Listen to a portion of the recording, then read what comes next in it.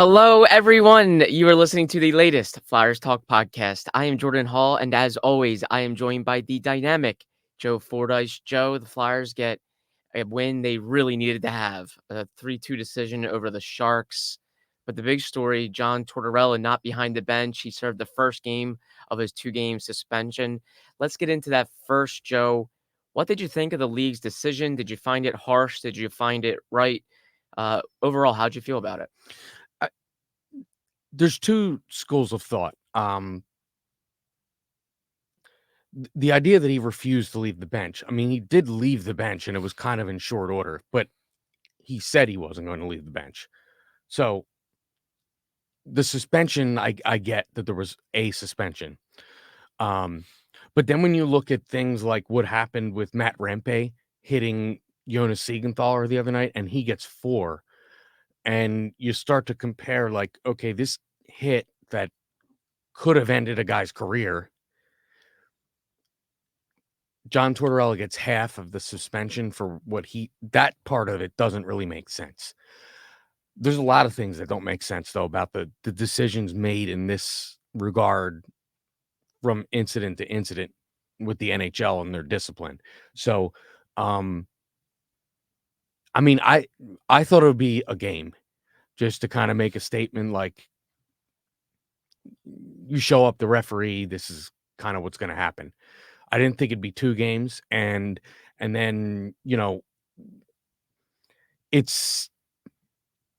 gets compared because the Rempe thing happens around the same time. So, when you compare these suspensions, it's always about like what happened around that time. And that's just, I think, instinctually, that's what you compare it to. And that seems a little weird to me because I don't think there's any comparison between the 2 incidents. The one thing is a coach getting a little like rambunctious with his criticism of the officials, and the other is something that is there's just not a place for it in the league. There's a place for hitting. There's not a place for what Rempe did. And I mean, so that was where I was a little conflicted on it. And at first I was like, okay, 2 games, not a big deal. But then when I saw that suspension, I'm like, all right, the Tortorella suspension should have been 1 game. If that's 4, that should have been 1. So that's the way I looked at it. Comparing those 2 things, because I really think when you break down suspensions, you got to look at what is the track record for, okay, this equals this, this equals this. We don't have a ton of sample size in terms of coaches getting thrown out of games because it doesn't happen that much. And maybe that's why it's a 2-game suspension, is that it's rare that a coach goes far enough to get ejected from a game. So maybe that is why they went with 2 to kind of say like, hey, you're not going to abuse the referee. So yeah, I mean, but I would say 1. I thought it should have been 1. And if he appealed it, maybe it would have gone to 1, but he didn't. And, he'll serve the second game against Toronto and then be back for the Boston game Saturday. And, they'll just move on. Obviously, he's moved on already. He wouldn't comment on it the other day. So, but yeah, I mean, I thought it was a little much.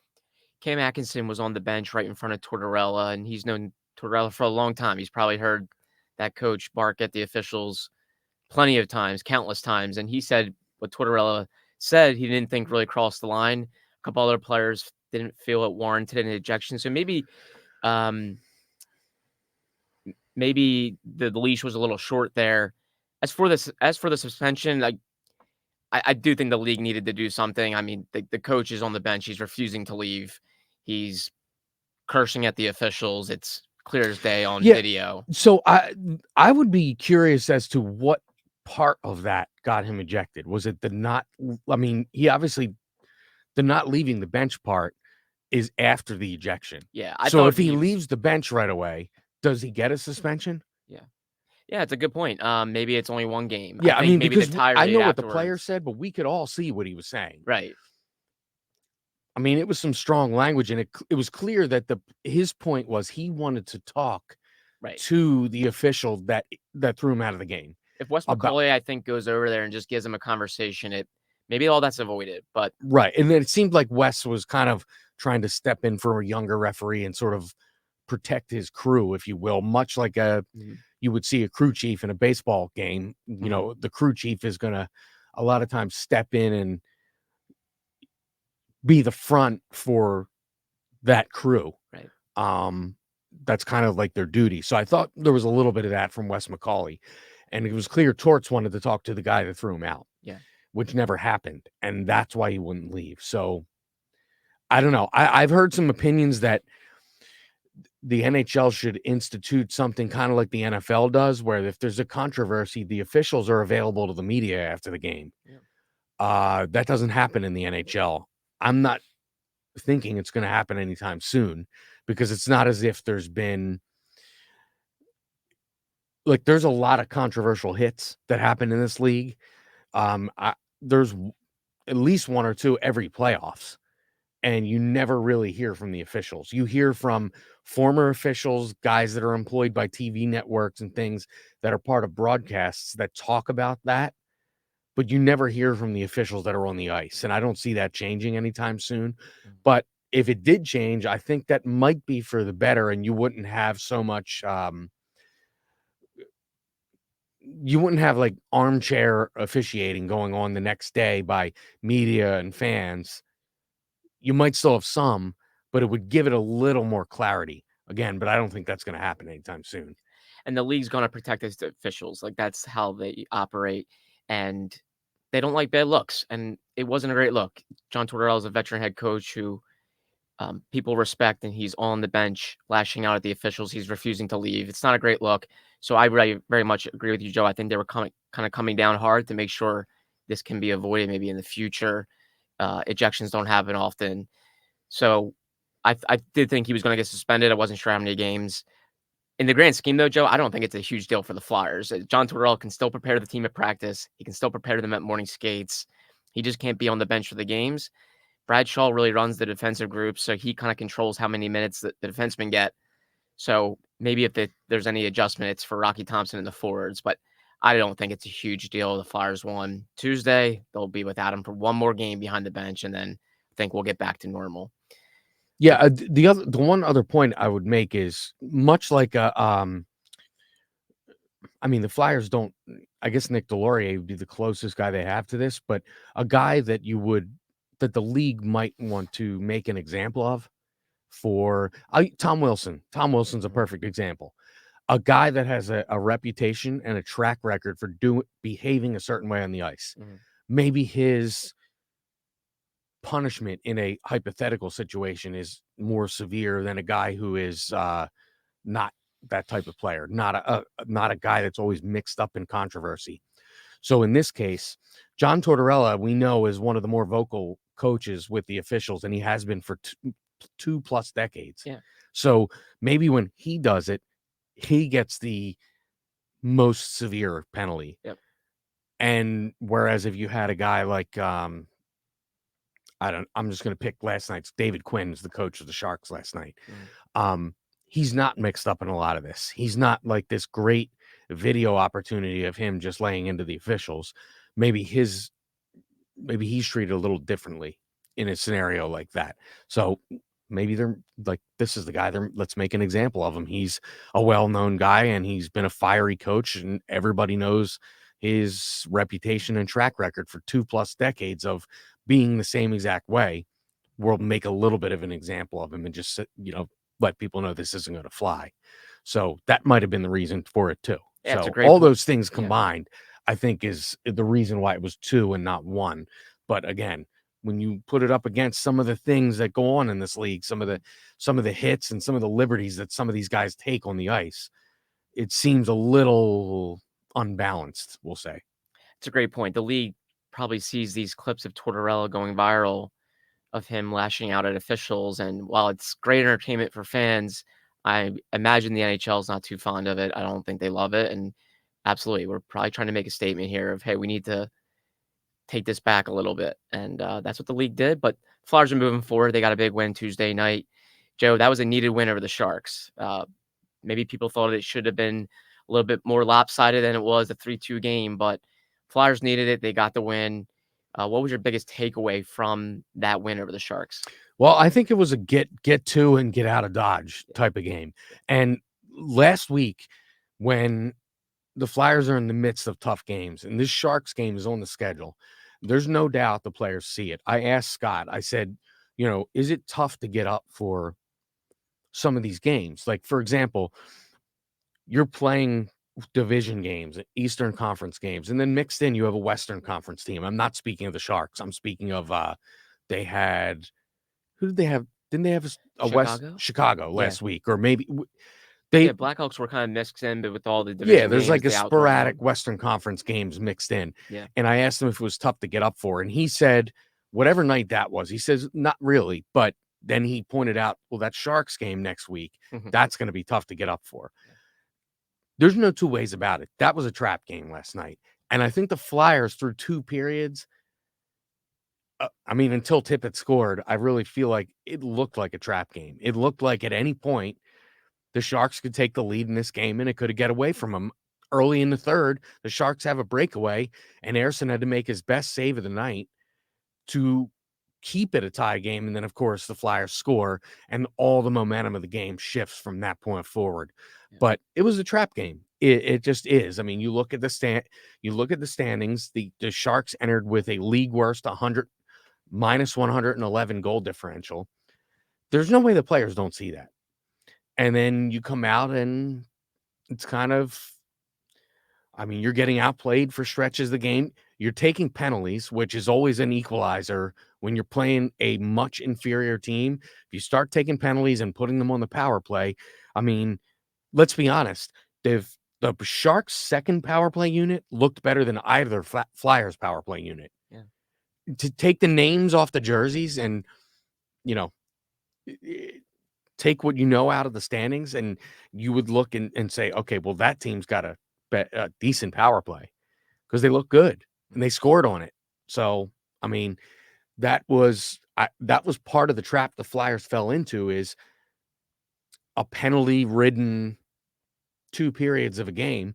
And, penalties happen when you play kind of lackadaisically, like maybe we're just going to show up and win this game. And that's the way they played. So I think my biggest takeaway was get the 2 points and get out in a game that you got away with some stuff.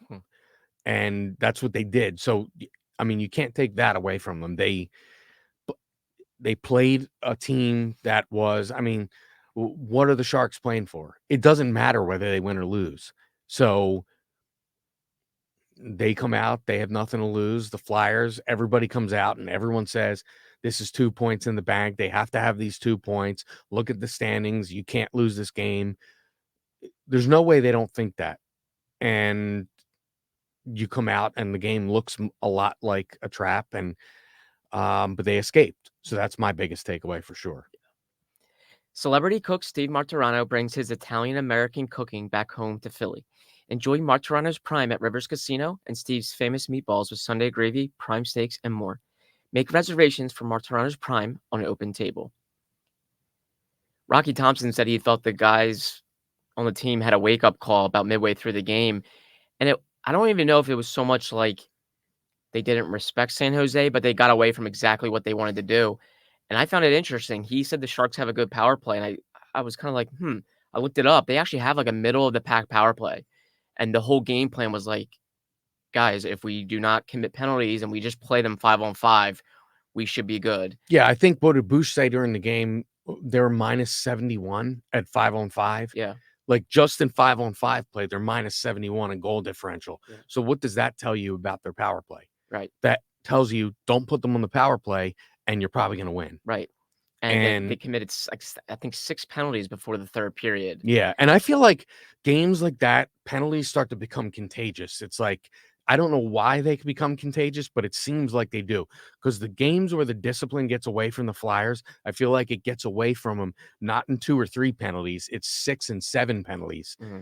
And you feel like you're killing penalties the whole game. Yeah. And that is not a recipe to play against any team in the league, let alone good teams, which now the Flyers go and you have 2 games with Toronto. You have 2 games with Boston coming up. You have Carolina. These are not teams you want to mess around with and put on the power play. Exactly, and to their credit, they woke up in the 3rd period. I don't think they committed a penalty in the 3rd, and Samuel Eriksson just, in my eyes, makes the play of the game. He makes that huge save early in the 3rd period on a breakaway. Really felt like the Sharks were gonna grab a lead, and then the Flyers were gonna feel all the pressure, but he makes that save.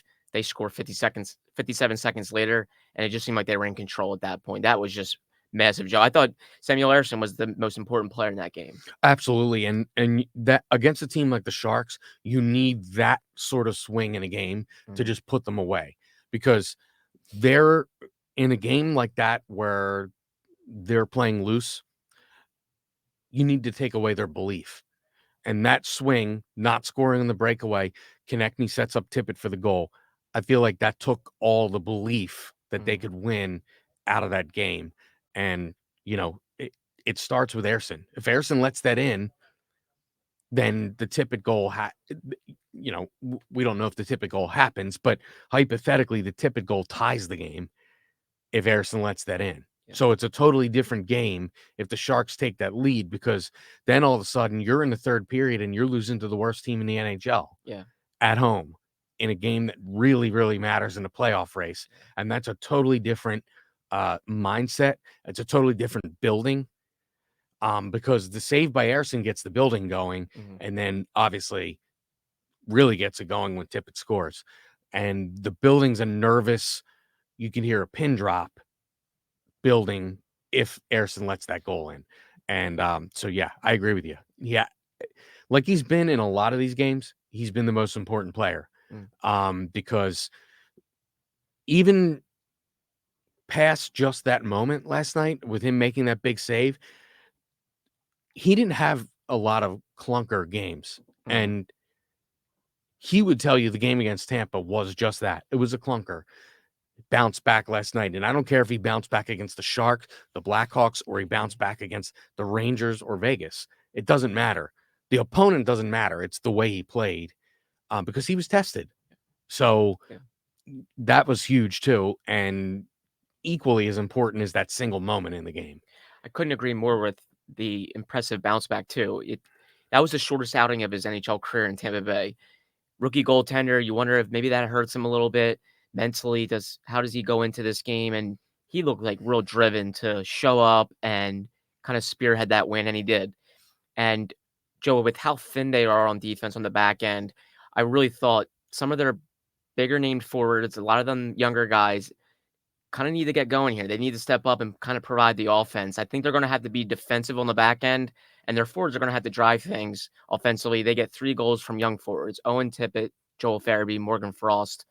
But going back to defense, York and Sanheim play huge minutes, very effective. They're gonna have to kinda shoulder the load here. Do you feel like they can continue to get away with being so thin on defense because of injuries and the trade?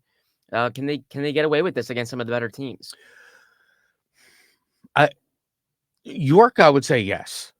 Because I feel like this is the progression of his minutes. Mhm. Sanheim's been playing a lot of minutes all year. So is will he get worn down? He may, but um they don't really have a choice. Yeah, they don't. Because it's not like you're going to throw other guys out there in crucial points of the game. There's not enough healthy bodies. They're missing Jamie Drysdale. Torts points out the other day. It's kind of gone overlooked the loss of Rasmus Ristolainen, but this is a guy who's played big minutes in NHL games. He's a big body. He's a physical player. They're missing all that right now. So they're missing guys to rely on, and these two right now are the guys to rely on. Yegor Zamula, he was sick.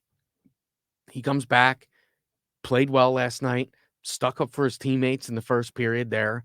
Mhm. Um, so maybe he gets a little more as he gets back into the flow. Um, but I'm not, based on what we've heard John Tortorella say about Yegor Zamula, I'm not sure how much they trust him in terms of the nitty-gritty defensive parts of the game. They like him clearly on the power play. I'm not sure about the other stuff yet. I'm not sure he's ready to play 25 plus minutes in a game. I don't think he is, and I don't think John Tortorella would put him in that spot. So really, I don't think they have a choice other than to play these guys big minutes, and we'll see whether they can, whether they can handle it. But York, I feel like York is getting better with the more minutes he plays. Mhm. And Sanheim's game is consistent, whether there's breakdowns because of, playing almost 30 minutes remains to be seen. But York, I think it looks like he's thriving on playing more minutes. I know a lot of defensemen say they love more minutes, but some of them really do. And Cam York, I remember it day one development camp right after he was drafted. He had this California kid vibe to him, but then he said, "I want to be an all situation defenseman. I want to play close to 30 minutes a night." And you can see like more minutes. I think he gets better, and he And kind of what's welcomes interesting that. about him saying that is he didn't say 25 minutes. No, He he said said 30 minutes. Yeah, There, it caught my ears. what's Yeah, the list of defensemen that play 30 minutes a game right. in the NHL? I mean, Victor Hedman, Charlie McAvoy. I mean, they're Yeah, the cream of the crop defensemen yep. are the only ones that would be trusted to play 30 minutes. And he mentioned 30 before he had ever played. Yeah, So that is telling to me, and it's a good sign. And I feel like when he plays, you see the confidence and you see a different player. You see a player trying to get shots through lanes at the blue line. You mhm, see different things from him when he knows he's being relied on. yeah. And I think he's thriving with more minutes. And they have 2 young defensemen being flanked by veterans right now that I just don't think they're gonna put too much on their plates on those pairs. You have Ronnie Attard and wait a minute, but no, not Mark Stahl. I believe it's Ronnie Attard and Eric Johnson, Mhm. and then no, excuse me. It's Ronnie Attard and Mark Stahl, and then it's Igor Zamula and Eric Johnson. And, I think they're just really I gonna have to ride But Sanheim and when York. Zamula wasn't in there the previous game, you had mixing and matching Yes. because of the 5. Yep. So, So, like, but I think they need to watch how much they play those veterans, given their age, and they're not the fastest guys on the ice, yeah, and then they have kids next to them. yeah. I mean, like, you don't wanna Eric Johnson wasn't brought here to play 27 minutes. Right, Um, and you're not gonna play Ronnie Attard heavy minutes. right, They're guys, I mean, it as weird as it is to say, they're there to spell Sanheim and York right. and, you know, kinda get through those minutes. Yeah. And, that's why they bring in an Eric Johnson. He can grind out minutes. He did it for a team that won a Stanley Cup. So, I think that's the approach they have to have. And I think Maybe some nights you need Eric Johnson to play a little more, yeah. and I think he expects that, but on most nights, that's not gonna be the case. No, exactly. I think you can rely on those guys. Like, the bench probably has a lot of trust in those 2 because of how long they've played and how many big games they've played in. But at the same time, you have to understand their ages, and the guys they're playing with are also young guys. To me, it's saying that York and Sanheim are probably facing the biggest challenges of their career. This is Sanheim's first real crack at being a number 1 and playing these types of minutes in these games, and York's in his first full season, at the NHL level. So, it'll be a huge storyline in my eyes, Joe, of how those 2 handle things and how quickly Nick Seeler can get back and kinda stabilize that a little bit. Seeler was a guy they relied on a lot in hard minutes. I think he'll bring some stability whenever he gets back, but right now, I haven't seen him on the ice at Voorhees. He said his injuries week to week, so we'll see where that goes. But right now, huge stretch, 7 straight games, Joe, against teams in playoff position, all contenders. What do you think they have to do over this stretch to kind of stay afloat and really stay in the position they are in the race? Well, all year, this team's been showing us that let's take out the Tampa game the other night, Mhm. which I have one more point that I wanted to follow up with the defenseman that involves that Tampa game. Sure. But this team has not ever shown that they're not ready to play against some of the league's top teams. They've beaten Florida twice in Florida. Mhm. Um, they've won a game, they've won against Tampa, they've won against Dallas, Yeah. they've won against big time teams. We had a conversation a couple weeks ago on this podcast about how a lot of those big wins came against Western Conference teams. Mhm. Now you got to show you got to take that same approach and do it against these Eastern Conference teams. Yeah. The last time you played the Bruins, it wasn't pretty. It was on home ice. You owe them. Go to their home ice on Saturday and you know, roll the pucks out and see what happens. Yeah. And if Sam Emerson plays the way he played against San Jose and the way he's played basically every game except the one against Tampa, he's going to keep you in every game and give you a chance. And I think that is the key. He has to remain the most important and the most valuable player on this team for them to have a chance to beat the Bostons and the Torontos and the Carolinas, which are all coming up.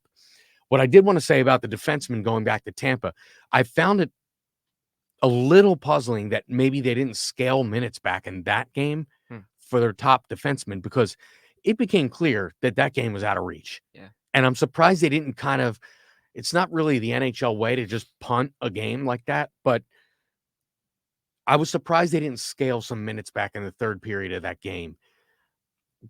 And, maybe Sanheim doesn't play almost 29 minutes in that game because what are you getting out of those heavy minutes when that game halfway through? I mean, we're looking at a game that the Flyers weren't in. Yeah.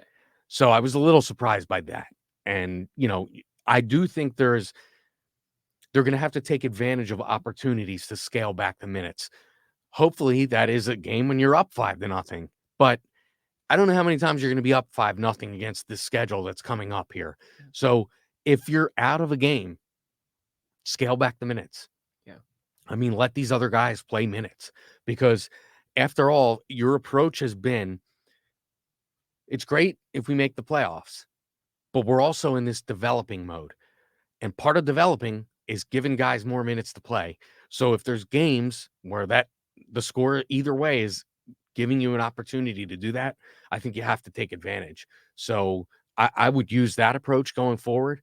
I'm not saying a 2-goal game. I'm saying if it's a 4-goal game or a 5-goal game, you take the opportunity and scale back some minutes. Yeah, it was hard to believe Sanheim even played that many minutes because he had an injury scare in the second period with his knee. Yeah. And at practice the other day, he was wearing, at morning skate yesterday, he was wearing a knee brace on his left knee. So he seems fine. Clearly, he's playing, but he had that scare, and you would think maybe they would taper back his minutes, and they didn't. Yeah, in a game that really, In a game that was over. I know a coach's and a player's mentality is like we're never out of a game.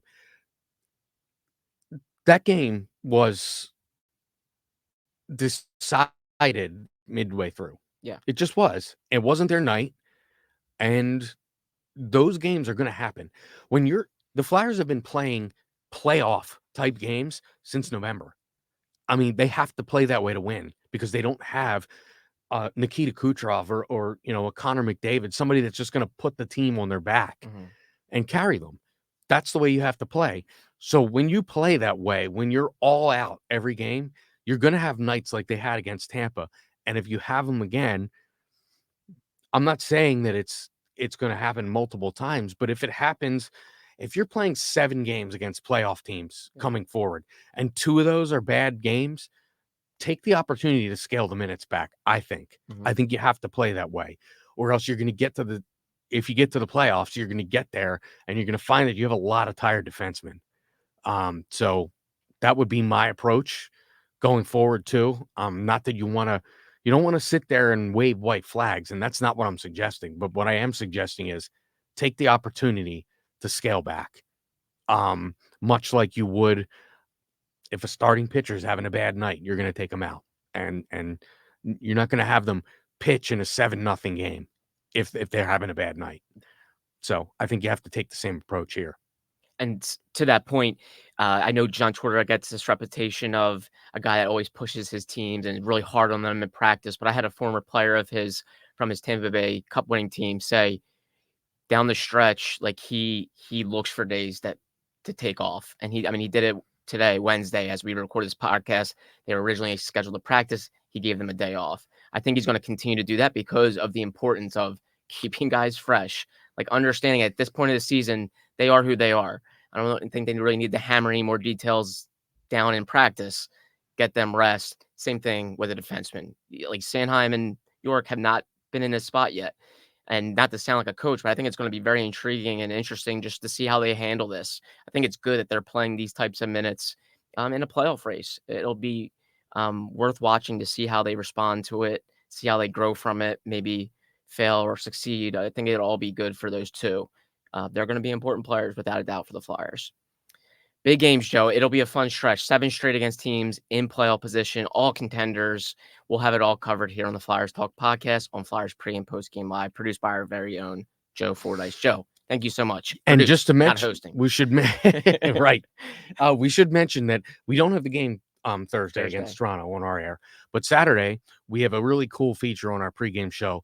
Scott Hartnell was out on the ice the other day in Voorhees with Ryan Paling and Cam Atkinson talking about their first playoff run, and it was just the three of them kind of on the ice shooting pucks at one of the Flyers Warriors goaltenders, and talking about, you know, playing in these meaningful games, the atmosphere in this building when these games really matter. And so it's a really cool feature. Just the players chatting, and we'll have that on Saturday's pregame show. Joe, that's Saturday. It's a 7:00 game, right? So pregame, 6:30 6:30. pregame. Perfect. Yep. Can't wait to watch that. Joe, thank you so much. Great to see you. Great to chat with you. A big thank you to Ben Berry, our podcast producer and guru. And Flyers fans, as always, thank you so much for listening to the latest Flyers Talk podcast. Wherever you get your podcasts, please rate and listen. And we can't wait to talk to you next time.